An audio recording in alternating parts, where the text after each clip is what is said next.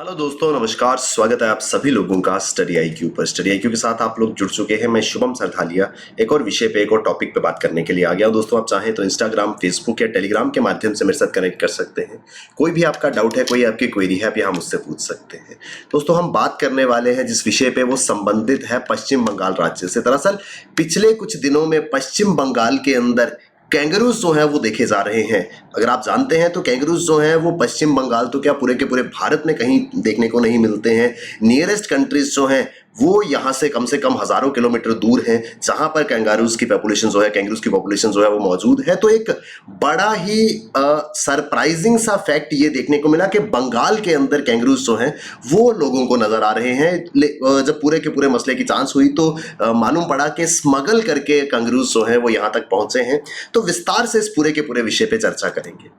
पश्चिम बंगाल राज्य के अंदर आप किसी भी एग्जाम के लिए प्रिपेयर कर रहे हो, studyIQ.com या studyIQ की ऐप पर आपके लिए बेहतरीन स्मार्ट कोर्सेज अवेलेबल है। इन कोर्सेज की मदद से आप अपनी प्रिपरेशन को बहुत शानदार बना पाएंगे। दोस्तों, studyIQ पे किसी भी कोर्स में आप एनरोल करते हैं, ये कोड शुभ33, इस कोड का जरूर इस्तेमाल कीजिएगा। आप मैसिव डिस्काउंट जो है वो studyIQ पे ले पाएंगे। तो दोस्तों, कैंगरू एक ऐसा जानवर है, जब भी इस जानवर की बात आती है तो हमारे ध्यान में सबसे पहले आता है ऑस्ट्रेलिया या न्यू गिनी जैसी जगह जो है वो दिमाग में आती हैं, क्योंकि मोस्ट प्राइमरीली कैंगरूज की पॉपुलेशन जो है वो ऑस्ट्रेलिया के अंदर देखने को मिलती है। अब भारत के अंदर किसी भी जगह पे नेचुरली कैंगरूज जो है वो मौजूद नहीं है। कुछ जगहों पर इनको जो है वो किसी जू के अंदर लाया गया है, लेकिन नेचुरली कैंगरूज जो है वो यहाँ पर मौजूद नहीं है। लेकिन पिछले कुछ दिनों में पश्चिम बंगाल का जलपाईगुड़ी डिस्ट्रिक्ट जो है वहां से कुछ वीडियोस जो है वो सोशल मीडिया पे सर्कुलेट हुए, जिसने सभी को हैरान कर दिया। ये वीडियोस कोई ऐसे वैसे वीडियोस नहीं थे। यहाँ पर पश्चिम बंगाल के जलपाईगुड़ी जिले में कैंगरूज जो है वो सड़कों पे भागते हुए नजर आ रहे थे। बहुत सारी ऐसी वीडियोस थी जहां पर सड़कों पे कैंगरूज जो है वो नजर आ रहे थे। तो इन वीडियोस ने सभी को अचंभित कर दिया। इस प्रकार के बहुत सारे वीडियोस जो है वो सामने आए। ये बेबी कैंगरूज जो है, छोटे छोटे कैंगरूज, ये पश्चिम बंगाल के जलपाईगुड़ी डिस्ट्रिक्ट में मिले। दोस्तों, अब ये कोई आम चीज नहीं है। अगर किसी इलाके में जो कि फॉरेस्ट एरिया के नजदीक हो, वहां पर अगर लेपर्ड आदि भी दिख जाता है तो शायद उसको भी हम नॉर्मल मान लेंगे, क्योंकि हम जानते हैं कि पास के जंगल के इलाके में ये जानवर पाया जाता है। लेकिन एक ऐसा जानवर जो आसपास हजारों किलोमीटर तक कहीं नहीं है, उसका इस प्रकार से दिख जाना जो है वो बहुत लोगों के लिए, ऑलमोस्ट सभी के लिए एक सरप्राइज, एक शॉक बन जाता है। Forest officials in West Bengal initially did not believe their ears. जो पश्चिम बंगाल में वन अधिकारी हैं, शुरुआत में तो उन्हें अपने कानों पे यकीन ही नहीं हुआ जब उनको स्थानीय लोगों ने आकर के बताया कि साहब, हमने सड़क के पास कैंगरूज जो है वो भागते हुए देखे हैं। क्योंकि कोई सपने पे भी नहीं सोच सकता कि हजारों किलोमीटर दूर ये जानवर पहुंचा कैसे होगा। तो फॉरेस्ट ऑफिशियल्स को भी अपने कानों पे यकीन नहीं हुआ। लेकिन जब उन्होंने वो वीडियोस देखी, फिर उनको पूरा का पूरा मामला जो है वो समझ में आया। The fact that these animals are thousand of miles away from their natural habitats, अपने प्राकृतिक आवास, नेचुरल रूप से जहां पर ये जानवर होते हैं वहां से हजारों मील दूर ये जानवर आज देखने को मिल रहा है। ये कोई नॉर्मल बात नहीं थी। इससे आम आदमी तो चकित था ही, साथ फॉरेस्ट डिपार्टमेंट वाले भी जो है वो शॉक में थे। दरअसल जब इस पूरे के पूरे मामले की जांच हुई तो एक बात निकल करके सामने आई कि इनको अवैध रूप से इनकी तस्करी जो है वो की जा रही थी। थाईलैंड से इनको भारत में जो है वो दाखिल किया गया था। दरअसल कैंगरू जो है वो अपने डेलिकेट मीट के कारण काफी ज्यादा पसंद किया जाता है दुनिया के कुछ हिस्सों में। इस वजह से इसको गैर कानूनी तरीके से, इलीगल स्मगलिंग, तस्करी करके इसको यहाँ पर लाया गया था, जहां पर वो शायद तस्करों की गिरफ्त से छूट गए थे, जिस वजह से वो सड़कों पे दौड़ते हुए कुछ कैंगरूज जो है वो नजर आए। इस पूरी की पूरी रिपोर्ट के ऊपर जब वन अधिकारियों ने कार्रवाई की तो दे रेस्क्यूड 3 कैंगरूज, 3 कैंगरू के छोटे बच्चे यहाँ पर उनका बचाव किया गया। और एक कैरकैस, एक कंकाल जो है, एक मृत कैंगरू का की बॉडी जो है वो यहाँ पर मिली। यानी टोटल 4 कैंगरूज जो है वो यहाँ पर पाए गए। 3 जीवित थे और एक जो है वो मर चुका था। तो इन 3 जीवित कैंगरूज को बंगाल सफारी में ले जाया गया, जहां पर इनका रिहेबिलिटेशन, इनको रेस्क्यू जो है वो किया जाएगा। इनको क्योंकि ये कैंगरूज जो है वो इंजर्ड हालात में पाए गए थे, तो इनका उपचार आदि, इनको फर्स्ट एड आदि जो है वो दिया जाएगा। और उसके अलावा जो कैरकेस है, जो कंकाल मिला है मृत कैंगरू का, उसको ले जाया जाएगा wild life animal park Siliguri में, जहां पर मेडिकल एड और ऑटोप्सी के लिए इसका इस्तेमाल किया जाएगा, यानी कि जो लोग अध्ययन करना चाहते हैं, जानना चाहते हैं इस जानवर के बारे में, उनकी मदद के लिए, मेडिकल एड के लिए मृत जानवर जो है वो वहां पर रखा जाएगा। तो स्मगलिंग जो है वो एक बड़ा कारण बना, जिसकी वजह से ये कैंगरू जो है वो इतनी दूर हजारों किलोमीटर दूर भारत के अंदर जो है वो देखने को मिले हैं। और ऐसा पहली बार नहीं है कि पश्चिम बंगाल के अंदर इस तरीके से कैंगरू जो है वो मिले हैं। दरअसल करीब 15 दिन पहले एक कैंगरू जिसको स्मगल किया जा रहा था, वो एक रूटीन चेकिंग के दौरान एक ट्रक में से मिला था। तो बंगाल पुलिस ने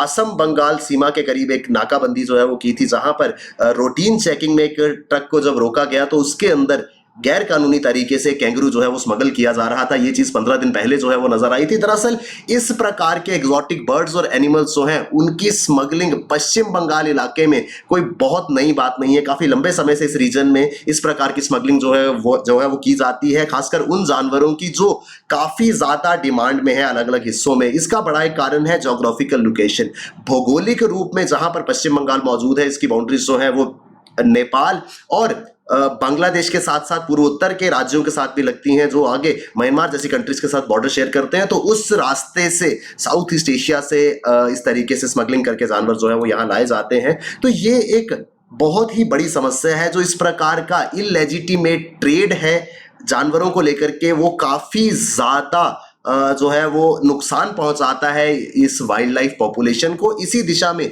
2019 में wild life crime control bureau of India जो है उन्होंने एक कैंपेन लॉन्च किया था जिसका नाम था not all animals migrate by choice. इस कैंपेन के नाम से समझ आता है कि भैया जानवर जो है वो अपनी पसंद से पलायन नहीं करता है। ऑस्ट्रेलिया का कैंगरू अगर भारत में मिल रहा है तो ये मतलब नहीं है कि वो खुशी से नाचता हुआ यहाँ पर पहुंचा है, उसको गैर कानूनी तरीके से इलीगली स्मगल करके यहाँ लाया गया है। तो ये कैंपेन जो है वो शुरू किया गया था ताकि इस प्रकार के इलेजिटिमेट ट्रेड, इलीगल स्मगलिंग को रोका जा सके। उद्देश्य ये था कि लोगों के बीच में एक अवेयरनेस जो है वो पैदा हो सके और लोगों की सपोर्ट जो है वो ली जा सके। इस तरीके से एक इमोशनल टच जो है वो दिया गया, क्योंकि एक अफेक्शन जो है वो लोगों की हमेशा जानवरों के प्रति रहती है। तो यहाँ पर यह बताया जाता है कि सर अगर आप इस जानवर की डिमांड कर भी रहे हैं तो याद रखिए कि कितने कष्टों से होकर के ये जानवर जो है वो आपके तक पहुंचेगा। तो एक अवेयरनेस कैंपेन और साथ ही साथ में लोगों की सपोर्ट जो है वो मिल सके, ताकि अगर किसी के आसपास इस तरीके का कोई काम हो भी रहा है जहां पर जानवरों की अवैध तस्करी की जा रही है, उसको रोक लगाया जा सके, ताकि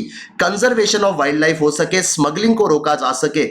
कैसे रोका जाएगा? अगर लोगों के अंदर जागरूकता आएगी, लोग जो है इस कैंपेन को सपोर्ट करेंगे, तो अपने आप वो लोग जो इन प्रकार के एनिमल्स की, इनके प्रोडक्ट्स की डिमांड करते हैं, वो डिमांड जो है वो डिक्रीज कर जाएगी। तो ये उद्देश्य है कि एक मास कैंपेन चला करके लोगों को इस अभियान में जोड़ करके ये एम किया जाए कि इन प्रोडक्ट्स की, इन एनिमल्स की डिमांड जो है वो कम हो। जब डिमांड कम होगी तो ऑटोमेटिकली स्मगलिंग जो है वो बंद हो जाएगी, क्योंकि बिना डिमांड के स्मगल करके क्या किया जाएगा इन जानवरों का। दोस्तों ये जो इलीगल वाइल्ड लाइफ ट्रेड है ये काफी ज्यादा नुकसानदेह है पर्यावरण के लिए, इन स्पीशीज के लिए भी। ये जो स्पीशीज हैं जिनको इलीगली ट्रेड किया जाता है, they face extinction because of demands arising out of illegal wild life trade. अब गैर कानूनी अवैध तस्करी के कारण इनको जो है वो चुरा करके, छुपा करके लाया जाता है, जिससे पर्टिकुलर स्पीशीज जो है वो खतरे में आ गई हैं। तो यहाँ पे इनके खतरे में आने का रीजन कोई प्राकृतिक कारण नहीं है, बल्कि इंसान की ग्रीड जो है वो बड़ा कारण बन चुका है। जब किसी एनिमल की डिमांड बढ़ती है तो ज्यादा से ज्यादा उसकी तस्करी जो है वो की जाती है ताकि ज्यादा पैसा कमाया जा सके। इस वजह से